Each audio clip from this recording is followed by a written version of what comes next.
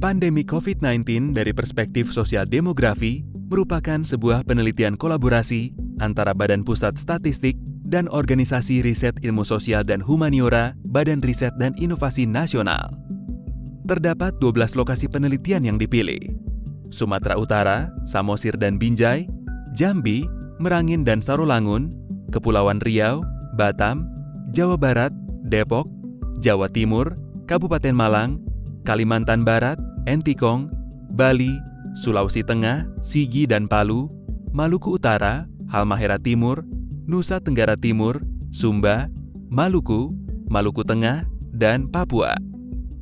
Penelitian ini bertujuan untuk mengkaji pengaruh dan dampak pandemi COVID-19 pada kelompok masyarakat tertentu, yakni masyarakat adat dan migran. Karena sejauh ini kebijakan-kebijakan pemerintah terkait pandemi COVID-19 lebih banyak menyasar pada masyarakat secara umum. Masyarakat adat dengan keunikannya menjadi sumber pengetahuan yang penting bagaimana mereka merespons, berstrategi, dan bertahan di masa pandemi COVID-19. Sementara migran menjadi salah satu kelompok paling rentan dalam situasi pandemi, karena migran memiliki akses yang terbatas, terutama dalam hal perlindungan sosial di lokasi tujuan migran.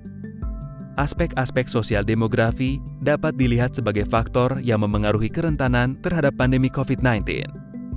Kondisi sosial demografi suatu wilayah dapat menambah tingkat kerentanan penduduk terhadap pandemi COVID-19. Hasil penelitian menunjukkan bahwa struktur umur, mobilitas penduduk, dan migrasi merupakan aspek demografi yang paling terlihat menonjol dalam memengaruhi kerentanan terhadap COVID-19. Penduduk lanjut usia memiliki risiko yang lebih tinggi terhadap kematian jika terpapar virus COVID-19. Sementara itu, mobilitas penduduk dan migrasi merupakan aspek demografi yang paling signifikan dalam memengaruhi kerentanan terhadap pandemi COVID-19. Hal ini karena virus COVID-19 menyebar melalui manusia. Selain itu, mata pencaharian atau livelihood penduduk berpengaruh pada tingkat keparahan akibat pandemi COVID-19.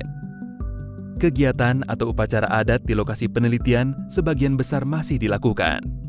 Hal ini dapat menjadi celah penyebaran kasus COVID-19 jika tidak dengan protokol kesehatan yang ketat. Pandemi COVID-19, baik secara langsung maupun tidak langsung, dapat berdampak pada aspek demografi, yaitu kelahiran atau fertilitas, kematian atau mortalitas, dan migrasi. Pada aspek kelahiran pada konteks masyarakat adat, angka kelahiran cenderung tetap di masa pandemi. Dampak pandemi COVID-19 tidak secara langsung terlihat pada tingkat kelahiran. Namun, kecenderungan mengunjungi rumah sakit menurun. Masyarakat lebih memilih untuk berkunjung ke puskesmas dibandingkan ke rumah sakit pada masa pandemi, termasuk dalam pelayanan KB dan kehamilan. Kasus di Bali misalnya, terjadi penurunan jumlah akseptor baru KB per 1000 pasangan usia subur atau PUS. Hal ini dapat menjadi indikasi terhadap peningkatan jumlah kelahiran di Bali pada beberapa tahun ke depan.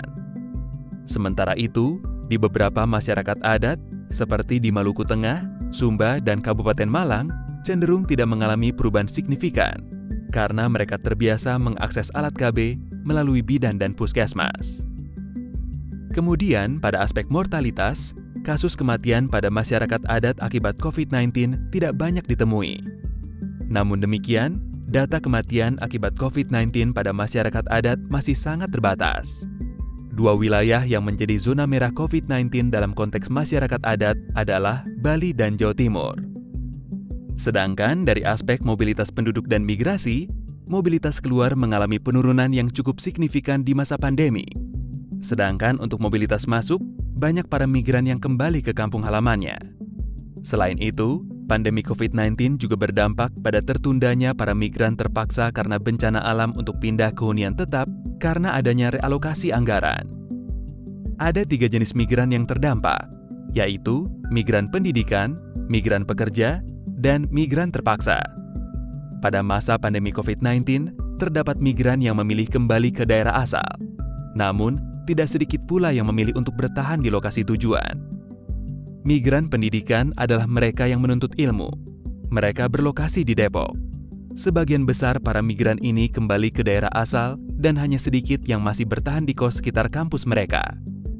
Pengeluaran bertambah untuk pembelian masker dan hand sanitizer. tidak dapat bersosialisasi seperti biasanya. Bahkan, ada kasus tidak boleh memberitahu teman kos lain jika terpapar COVID-19. Selain itu, proses pembelajaran sering terhambat, sehingga acap kali merasa kesepian dan berakhir dengan permasalahan mental. Mereka kemudian dapat bertahan karena saling membantu dengan sesama anak kos lain, bantuan dari kampus dan organisasi-organisasi mahasiswa, melakukan pemantauan informasi atau sistem tracing apabila ada yang terpapar virus di lingkungan mereka, peran aktif aparat lingkungan kos-kosan dan pemilik kos. Migran pekerja merupakan migran dengan tujuan untuk bekerja atau melakukan aktivitas ekonomi.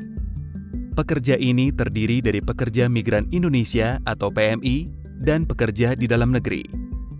PMI banyak ditemui di wilayah Batam dan Entikong yang merupakan daerah transit para migran. Untuk wilayah Samosir dan Binjai merupakan daerah minus dengan budaya merantau. Banyak migran yang kehilangan pekerjaan kembali ke wilayah ini. Kehilangan pekerjaan tidak hanya berdampak pada kondisi ekonomi migran yang kembali, tetapi juga berimbas pada kondisi mental karena konflik keluarga, psikososial, dan penolakan dari lingkup sekitar. Mereka mencoba bertahan dengan mencari pekerjaan lain dan mengurangi pengeluaran pendidikan. Migran terpaksa adalah migran yang disebabkan karena faktor bencana alam. Mereka berada di Sigi dan Palu yang menjadi daerah asal dan tujuan para migran ini. Migran terpaksa sebagian berpindah dari huntara atau hunian sementara bila ada sumber daya tersedia. Sedangkan lainnya tetap bertahan di huntara dengan kepadatan hunian yang tinggi. Mereka juga mengalami berbagai konflik, mulai dari keluarga hingga permasalahan mental. Minimnya kondisi ekonomi mereka menyebabkan mereka jauh lebih rentan terpapar virus di masa pandemi ini karena sebagian besar masih harus bertahan di huntara yang sangat padat. Beberapa strategi migran di Sigi dan Palu ini dalam bertahan di masa pandemi antara lain menanam palawija sebagai alternatif pangan, diversifikasi pekerjaan, serta menghindari fasilitas kesehatan untuk menekan pengeluaran biaya hidup. Respons dan strategi adaptasi masyarakat adat pada masa pandemi COVID-19 dapat dilihat berdasarkan 3 level. Pertama, level pemerintah. Pemerintah memberikan sosialisasi serta menyediakan fasilitas sesuai dengan protokol kesehatan di setiap daerah. Misalnya, fasilitas mencuci tangan dan penyediaan masker. Selain itu, pemerintah juga membatasi kegiatan masyarakat dengan PSBB maupun PPKM, mendorong cakupan vaksinasi hingga penyaluran bantuan sosial. Kedua, level komunitas atau masyarakat. Level ini adanya ritual-ritual adat seperti upacara tolak bala dan doa bersama lintas agama.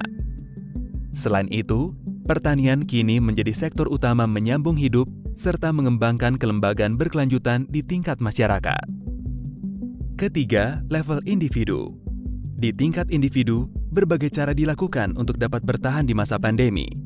Antara lain dengan mencoba peluang keuntungan pekerjaan lain, beralih ke jenis pekerjaan lain seperti pertanian atau perkebunan, mengurangi konsumsi makanan, melakukan pemasaran online, dan meningkatkan daya tahan tubuh dengan ramuan tradisional.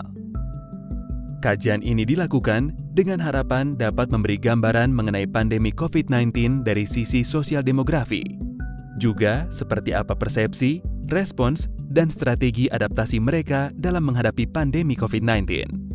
Sehingga hasil ini dapat menjadi pembelajaran dalam menghadapi pandemi-pandemi yang mungkin saja terjadi di masa yang akan datang.